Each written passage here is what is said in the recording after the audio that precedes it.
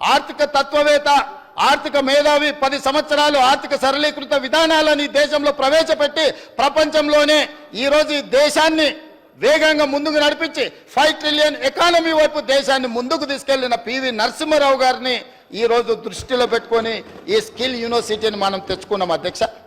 ఇవాళ ఇంత గొప్ప ఆలోచన ప్రభుత్వం చేసి లక్షలాది మంది నిరుద్యోగ యువకులకు ఉద్యోగ ఉపాధి అవకాశాలు కల్పించి వాళ్ళు ఉద్యోగాల కోసం చేయిజాసడం కాదు, వాళ్ళే ఉద్యోగాలు కల్పించే విధంగా వాళ్ళలో నైపుణ్యం పెంచాలని ఇవాళ ప్రభుత్వం చేస్తున్నప్పుడు ప్రధాన ప్రతిపక్ష నాయకుడి సభలోకి వచ్చి ఇంత గొప్ప బిల్లు తీసుకొచ్చినప్పుడు ఏమైనా సూచనలు చేసి ఉంటే మేము స్వాగతించి ఉండేవాళ్ళం అధ్యక్ష.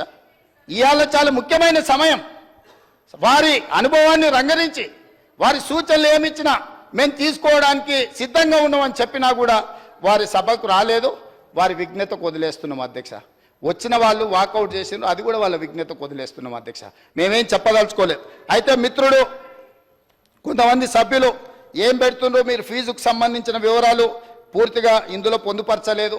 ఏమేం కోర్సులు ఉన్నాయని చెప్పిండ్రు అధ్యక్ష. ఈ యంగ్ ఇండియా స్కిల్స్ యూనివర్సిటీ తెలంగాణలో దాదాపుగా 17 కోర్సులను మేము ప్రవేశపెట్టాలని నిర్ణయం తీసుకున్నాం అధ్యక్ష. ఈ 17 కోర్సులు కూడా ఉద్యోగ ఉపాధి అవకాశాలు కల్పిస్తాయి. దీని నిర్వహణ కోసం పీపీపీ మోడల్ తీసుకొచ్చినాము. ఫీజులకు సంబంధించిన కూడా పూర్తి వివరాలు ఇచ్చినాము. అందులో కొన్ని అంశాలను తమ ద్వారా తెలంగాణ యువతకు నేను చెప్పదలుచుకున్నా అధ్యక్ష.